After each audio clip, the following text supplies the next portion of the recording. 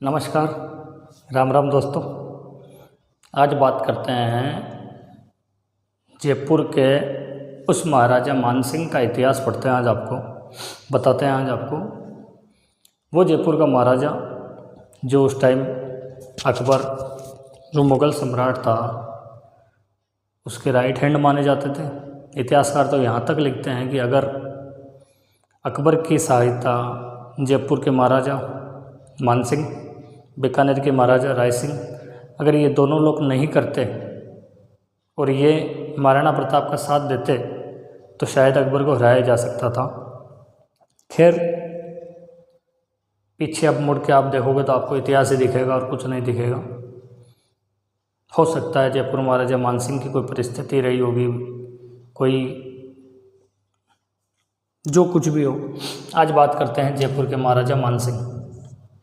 इनका कार्यकाल अगर देखें तो 1589 से 1614 ईस्वी आती है। 1614 ईस्वी में इलिचपुर में इनकी मृत्यु होती है। जन्म के बारे में देखिए अपन तो 1550 ईस्वी जन्म होता है मौजमाबाद जयपुर में। महाराणा प्रताप से 10 साल छोटे, महाराणा प्रताप से 10 साल छोटे हैं, आपको ऐसे बता रहा हूँ। जन्म हो रहा है मौजमाबाद दूदू में। अब इनके बारे में कई मतभेद है दोस्तों। इनके पिता का नाम जगत सिंह भी आता है और इनके पिता का नाम भगवंत दास भी आता है। इनके पिता का नाम वैसे जगत सिंह कहा जाता है, लेकिन भगवंत दास के कोई पुत्र नहीं था तो भगवंत दास इनको गोद ले लेते हैं। ऐसा भी इतिहासकार कर्नल जेम्स टोड लिखते हैं। कन्फर्म नहीं हो पाता कि ये भगवंत दास के गोद लिए हुए पुत्र हैं या उनके भाई के पुत्र हैं। जो भी है, 1550 में जन्म हो रहा है।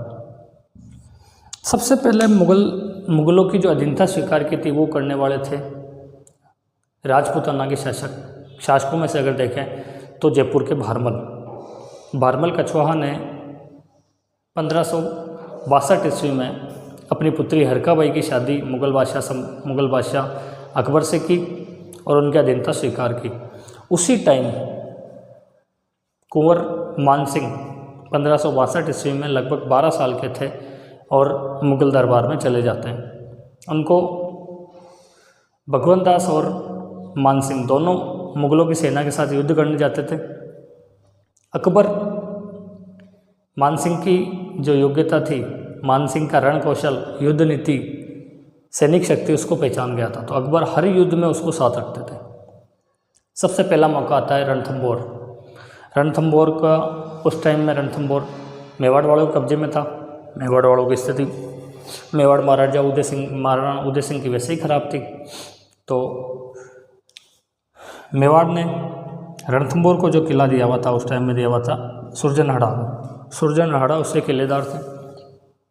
सुरजनहाड़ा से अकबर ने सब प्रयास कर लिए लेकिन सुरजनहाड़ा को झुका नहीं पाए।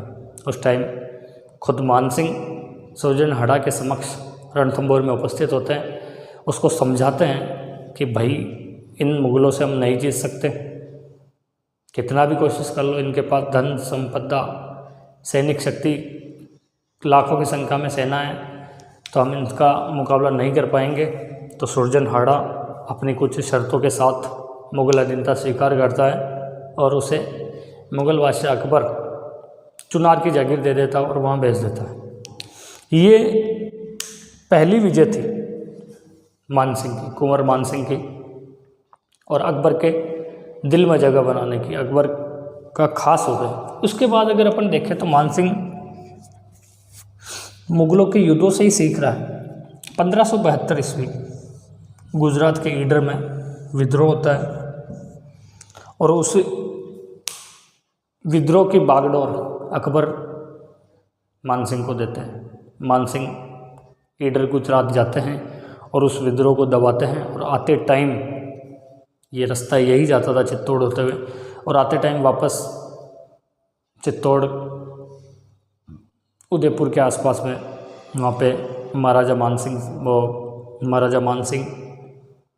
मेवाड़ महाराणा राणा प्रताप से भेंट करते हैं। उदय सागर की पाल पे, ऐसा इतिहासकार बताते हैं। उस भेंट में महाराणा प्रताप खुद न आकर अपने पुत्र कुंवर अमर सिंह को भेज देते हैं। उस भेंट से महाराजा मानसिंह के स्वाभिमान को ठेस पहुंची। और इतिहासकार तो यहाँ तक कह देते हैं कि जो ये हल्दी घाटी का युद्ध हुआ है, ये इसमें अकबर की कोई दिलचस्पी नहीं थी। ये युद्ध केवल जयपुर के राजकुमार मानसिंह की महत्वाकांक्षा का युद्ध था। मानसिंह के स्वाभिमान को जो ठेस पहुंची थी उस टाइम, ये उस युद्ध का परिणाम कहा जाता है। हल्दी घाटी का युद्ध 1576 ईस्वी में हुआ। मुग़ल बादशाह की तरफ से आए मुग़ल बादशाह अकबर की तरफ से आए राजकुमार मानसिंह, और इधर से महाराणा प्रताप, और महाराणा प्रताप को कुंभलगढ़, गोगुंदा, उदयपुर ये सब छोड़ने पड़े। और मानसिंह ने वहीं गोगुंदा में अपना सैनिक शिविर लगाकर महाराणा प्रताप को जंगलों में भेजा, पहाड़ों में भेजा।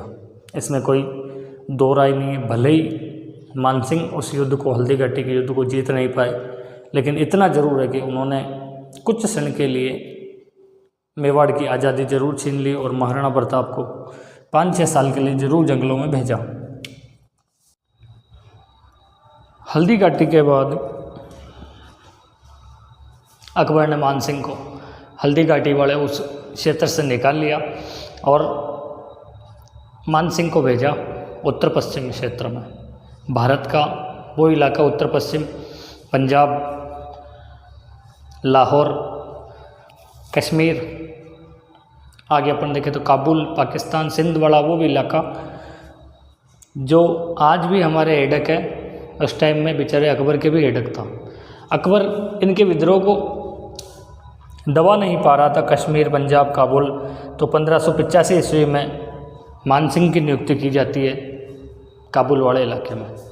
काबुल वाले उस इलाके के अंदर मिर्ज़ा हाकिम के विद्रोह को दबाया। काबुल, अफ़गानिस्तान के उन अफ़गानों को जिनको कोई नहीं हरा पाया। अपन वर्तमान परिप्रेक्ष्य में देखें तो रशिया ने वहाँ पे शासन करने की कोशिश की, अमेरिका ने भी शासन करने की कोशिश की, लेकिन उन अफ़गानियों को दबा नहीं पाए।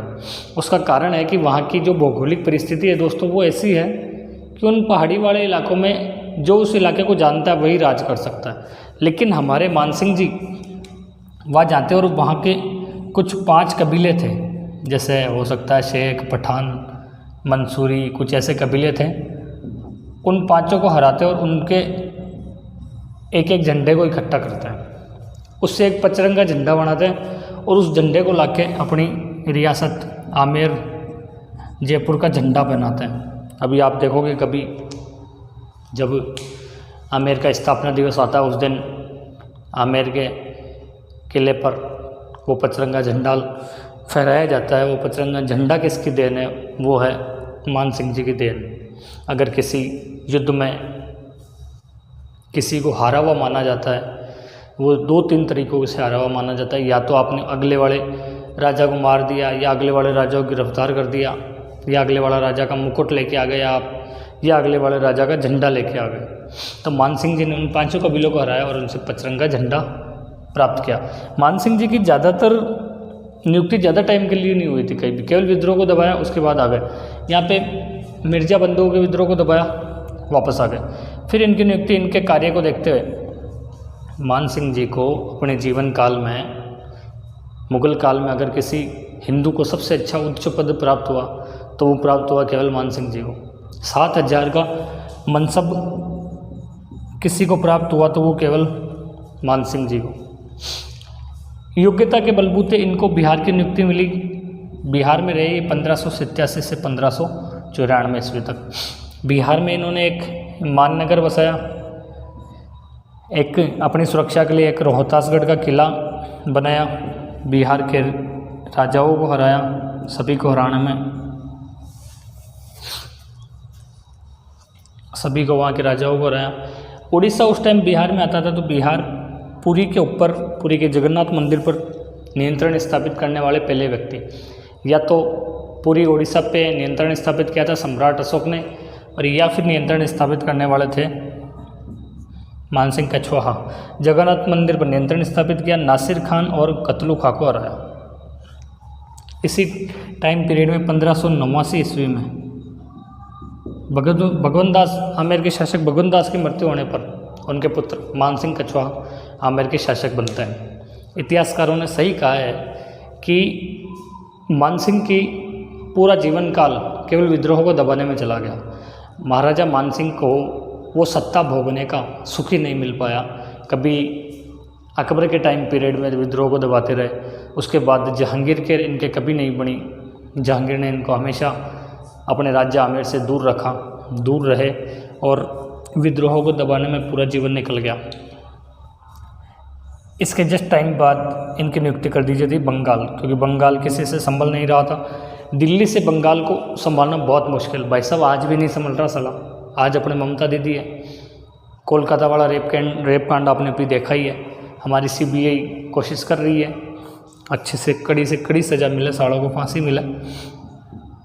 बंगाल नियुक्ति हुई 1594 ईस्वी में। बंगाल में गए तो सम्राट अकबर के नाम पे अकबर नगर बसाया।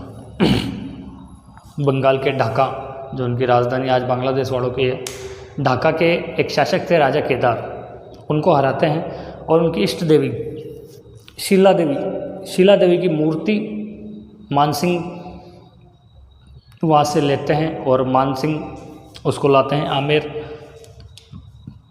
और आमेर में स्थापित करवाते हैं। तो उसके बाद आमेर वालों की, कछवाओं की शीला देवी को इष्ट देवी माना जाने लगा और वो शीला देवी की मूर्ति बंगाल से लाए थे। उस बंगाल अभियान में मानसिंह जी के दो पुत्र दुर्जन सिंह और हिम्मत सिंह, दो पुत्र दुर्जन सिंह और हिम्मत सिंह उस बंगाल अभियान में काम आ गए थे। उससे महाराज मानसिंह सदमे में चले गए। इसके बाद इन्होंने अर्जी भेज दी अकबर के पास कि मुझे यहाँ से हटा दो बंगाल से, अब मेरा मन नहीं लग रहा है यहाँ, किसी और जगह भेज दो। इनको अपनी राजधानी आमेर के पास अजमेर भेज दिया गया। ये अजमेर आए और वहीं से महाराणा प्रताप और मेवाड़ और पूरे राजस्थान पर जो अभियान भेजा जाते थे, सैन्य अभियान, उसको इन्होंने चालू रखा। अजमेर में आने के बाद लगभग 1597-99 के आसपास जब महाराणा प्रताप की मृत्यु हो जाती है, उसके बाद जहांगीर अपने पैर फंसाना स्टार्ट करता है। जहांगीर ने विद्रोह किया। सलीम अकबर के पुत्र शहजादे जहांगीर ने विद्रोह कर दिया कि मुझे मुग़ल सम्राट बनना। अकबर ने कहा भाई अभी थोड़ी टाइम है, रुक जा, थोड़ा टाइम है, उसके बाद बन जाना, मैं मर जाऊँ उसके बाद बन जाना। तो जब उसका विद्रोह होता है तो उस विद्रोह को दबाने के लिए अकबर को पूरे उसके मनसबदारों में सबसे अच्छे, विश्वस्त, योग्य और राइट हैंड मानसिंह की याद आती है। मानसिंह जी जाते हैं और उसके विद्रोह को दबाते हैं। सलीम जहांगीर अकबर के पैरों में आके गिरता है। जब 1605 ईस्वी में अकबर की मृत्यु होती है, उसके बाद जहांगीर दिल्ली का सम्राट बनता है। फिर जहांगीर और मानसिंह जी के कभी नहीं बनी। मानसिंह जी को जहांगीर हमेशा राजधानी से दूर ही रखा करता था, आमेर से भी दूर रखा करता था, हमेशा दूर ही रखा और कभी आसपास आने ही नहीं दिया। वो शासन आमेर में बैठ के करने ही नहीं दिया। इसी बीच मानसिंह जी के पुत्र जगत सिंह जी की मृत्यु हो जाती। एक वो राजकुमार जो बाद में आमेर के शासक बनने वाले थे, उनकी मृत्यु हो गई और जगत सिंह की मृत्यु होने से मानसिंह एक बहुत बड़े गहरे सदमे में डूब जाते हैं। 2 पुत्रों की मृत्यु हो गई थी बंगाल अभियान में, दुर्जन सिंह और हिम्मत सिंह। फिर तीसरे पुत्र की मृत्यु हो गई जगत सिंह की। अब इनके कोई पुत्र नहीं बचा, निसंतान हो गए। तो इस सदमे से इतने गहरे डूबे कि वापस निकल ही नहीं पाए और 1614 ईस्वी में इलिचपुर में उससे आमेर के कछवाहा शासक महाराजा मानसिंह की मृत्यु होती है। तब जाके सलीम जहांगीर चैन की सांस लेता है कि कहीं मुझे गद्दी से हटा के किसी और को ना बिठवा दे, क्योंकि मानसिंह का जो कद था दोस्तों वो बहुत बड़ा था। ये कहानी थी दोस्तों आमेर के शासक मानसिंह जी की। इतिहासकार कुछ भी कहे, लोग कुछ भी कहे कि मानसिंह गद्दार था, मानसिंह ने ये किया, मानसिंह ने वो किया। मानसिंह ने केवल अपने दादा परदादाओं की उस विरासत को आगे बढ़ाया जिसमें वो मुग़लों के खास थे। खैर परिस्थितियाँ करवाती है, इंसान कुछ भी नहीं कर सकता। वो एक राजनीति थी कि उस टाइम किसका साथ देते। आज भी हम देखते हैं कि अपने राजनीति में अपन बहुत आज देखते हैं कि सलाह नेता आज सुबह तो किस पार्टी में, शाम को किस पार्टी में, अगले दिन किस पार्टी में, उसकी कोई गारंटी नहीं है। उस टाइम तो राज्य हुआ करते थे, आज तो आपके पास केवल एक विधानसभा है, उस विधानसभा में भी आप वो काम नहीं कर सकते जो उस टाइम के राजा महाराजा कर सकते थे। तो वो राजा थे जिनके पास तो पूरा आमेर, जयपुर वाला वो इलाका जो बयाना तक जाता था, जहाजपुर तक जाता था, इसके अलावा इधर टोंक तक जाता था, इधर अजमेर के पास किशनगढ़ के आसपास तक आता था। तो वो किसका साथ दे किसका ना दे वो उनकी खैर पर्सनल मैटर हो जाता है। खैर जो भी हो, महाराजा मानसिंह जी का इतिहास मैंने कुछ शब्दों में बताने की कोशिश करी है। आपको कैसा लगा मुझे कमेंट्स बॉक्स में ज़रूर बताना। धन्यवाद। जय हिंद, जय भारत, जय जय राजस्थान और जय मानसिंह जी।